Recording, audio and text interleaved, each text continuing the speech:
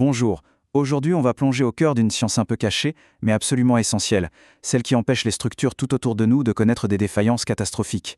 On va parler de chaleur, de temps et de physique à une échelle microscopique. On y pense rarement, mais regardez autour de vous. Les ponts, les gratte-ciel, les navires, ce sont des milliers et des milliers de tonnes d'acier qui tiennent ensemble, comme par magie, défiant la gravité jour après jour. Mais comment est-ce que ça tient, au juste ? Parce qu'en fait, la vraie question, ce n'est pas tant de savoir comment on assemble les choses, c'est plutôt comment on s'assure qu'elles ne vont pas se désagréger avec le temps. Et là, il y a un ennemi invisible qui menace constamment ces gigantesques constructions. Et voilà, la réponse est là. Tout se joue dans la soudure.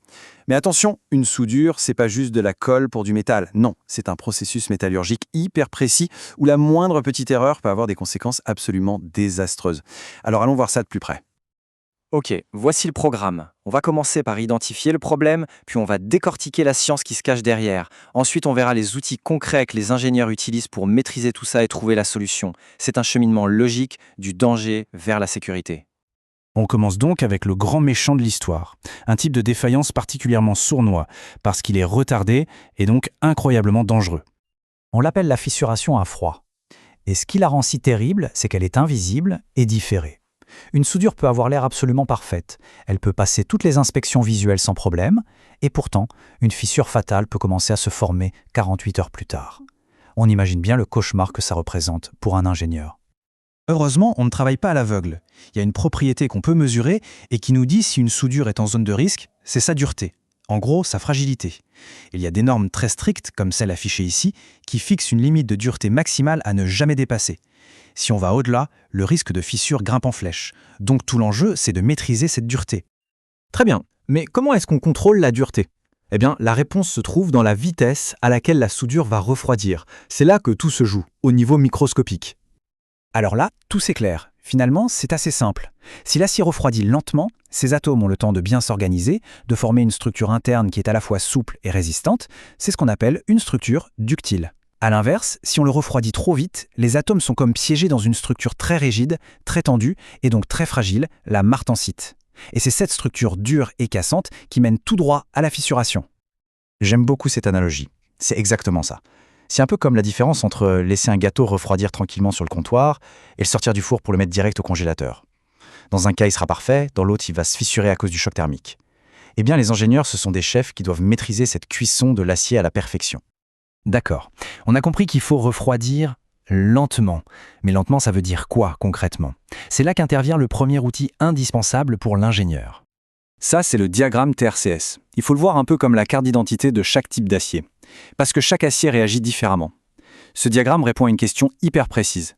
Pour cet acier en particulier, quel est le temps de refroidissement minimum qu'on doit respecter dans la zone critique, entre 800 et 500 degrés, pour être sûr de ne pas créer cette fameuse structure fragile, la martensite ? Et ce diagramme, il nous donne une seule chose, un chiffre. C'est notre règle d'or, notre cible à atteindre.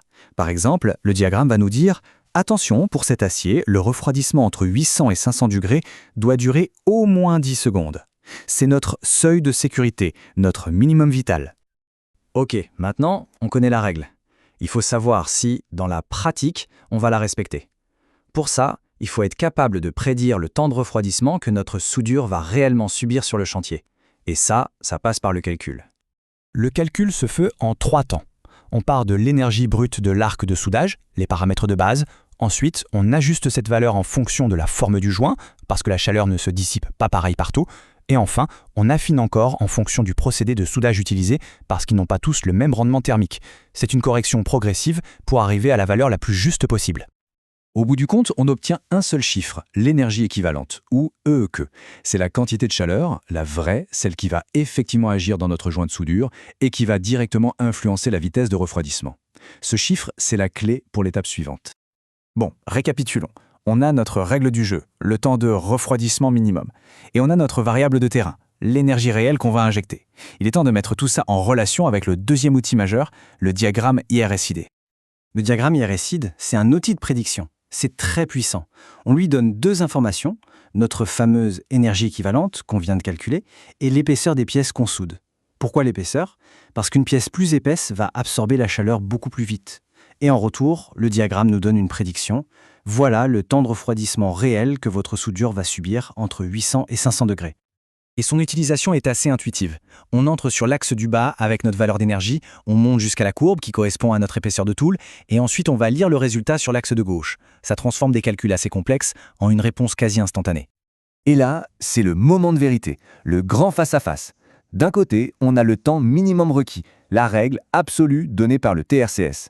De l'autre, on a le temps qu'on va réellement obtenir, notre prédiction issue de l'IRESIDE. La question est simple, est-ce que notre prédiction est supérieure ou au moins égale à notre exigence? Mais que faire si la réponse est non? Que se passe-t-il si les calculs montrent que ça va refroidir trop vite? Heureusement, il existe une solution, une technique très courante et plutôt élégante. Si notre temps prédit est inférieur au temps requis, le danger est bien réel. La solution, c'est le préchauffage. C'est simple. En chauffant la pièce en métal avant même de commencer à souder, on réduit l'écart de température. Le choc thermique est moins violent, la chaleur se dissipe beaucoup plus lentement, et ça nous permet d'allonger artificiellement le temps de refroidissement pour atteindre et même dépasser notre objectif de sécurité. C'est une excellente façon de résumer. Le but premier du préchauffage, ce n'est pas juste de rendre la pièce chaude, c'est de manipuler le facteur temps. On achète littéralement les quelques secondes de refroidissement qui nous manquent pour permettre à l'acier de se former correctement, de créer une structure saine, solide et durable. Et voilà comment, en partant d'un problème invisible, la fissuration à froid, on arrive à une solution maîtrisée grâce à des calculs et des diagrammes. C'est la science qui prévient les catastrophes. Et ça laisse songeur, si un simple graphique peut aider à garantir la sécurité d'une structure immense, combien d'autres calculs de ce genre, complètement invisibles pour nous, soutiennent en silence tout le monde moderne qui nous entoure.